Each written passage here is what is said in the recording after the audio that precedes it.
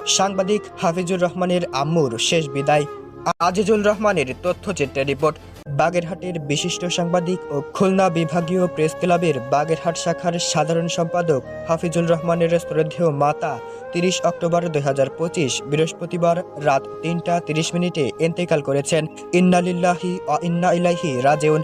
মৃত্যুকালে তিনি পরিবার পরিজন সহ অসংখ্য গুণগ্রাহী রেখে গেছেন। তার মৃত্যুতে পরিবার, সহকর্মী, সামাজিক অঙ্গনে গভীর শোক নেমে এসেছে।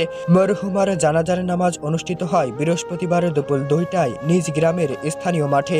জানাজার নামাজে ইমামতি করেন তারই সন্তান সাংবাদিক হাফিজুল রহমান। জানাজায় উপস্থিত ছিলেন ফকিরহাট উপজেলা সহকারী কমিশনার ভূমি ASM শানেওয়াজ মেহেদী, স্থানীয় জনপ্রতিনিধি, সামাজিক রাজনৈতিক ব্যক্তিবর্গ, সাংবাদিক এবং অসংখ্য এলাকাবাসী। সবার উপস্থিতিতে মরহুমাকে বিদায় জানানো হয়।